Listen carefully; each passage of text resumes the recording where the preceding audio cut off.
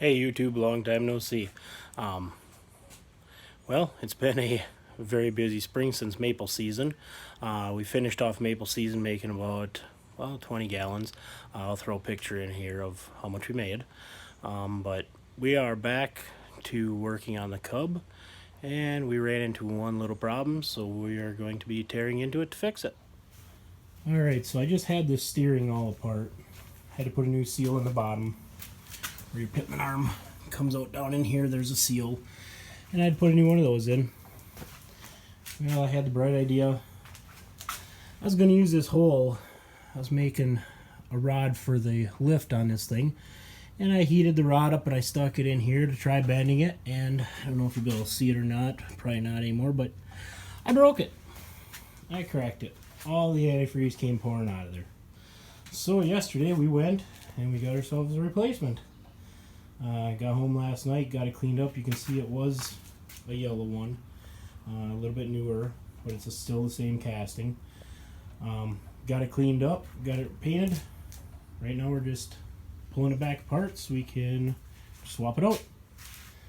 So I'll kind of show you here what we do. You got your bolts here. This is your drain one. This is one that tells you your level for filling. You got two bolts here for taking your steering rod out. And then you disconnect it up here, and you gotta actually kind of turn the wheel to get it out as you're taking it out. Just getting ready to pull the hood back off. So we'll get that off and we'll get back to you. Alright, so now we have our fan shroud off, and it's going to be kind of fun getting at these bolts all along the edge here. Hopefully with a lot of extensions we can get those and get that radiator taken off. One other thing we had that I had noticed before when it was running is up in here I have a water leak from my water neck. So we're going to address that right away as well. Okay, so what I have here is a super long extension. It's kind of hard to see here. That reaches all the way down in there.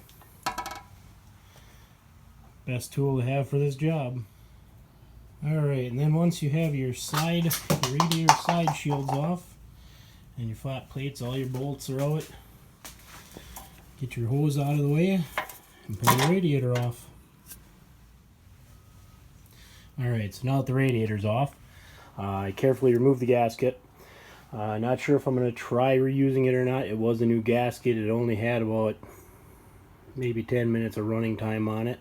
It was seated down pretty good, so it kind of makes me a little nervous because it is just a cork gasket. Now what we got to do is on your pitman arm here, you got these two bolts here, one back, one front. That drops your tie rods out of your pitman arm. Don't lose your shims in there. Then you got pinch bolt on the front of the axle and a pinch bolt on the rear of the axle, and then you just drive this pin out and your whole front axle tube will separate from that steering. Then you got bolt and nut, bolt here, same on the other side. Take those out, this whole piece will come off. There's 5 bolts then that hold this steering unit up into this housing, and then we can take and mount that right in here. Once I get that part off, I will show you a better view from the bottom. Once I have it flipped over, I'll show you what that looks like. Alright, now to take the steering out, you've got 3 bolts back here and 2 up front here, and then there is an alignment pin here. Just take them bolts out, and it takes a little wiggling to get it out, but it will come out. We'll get her swapped over to the new one, and then it's just as simple as putting it back together. Alright, so we got the front end back on, got the steering hook back up. Now we're going to fill steering gears here. You have your top hole as your fill hole. Down here you got 2 plugs. Your bottom one is your drain. Your top one you fill until oil starts coming out of there. Now I'm just putting regular Valvoline 80-90 weight in there.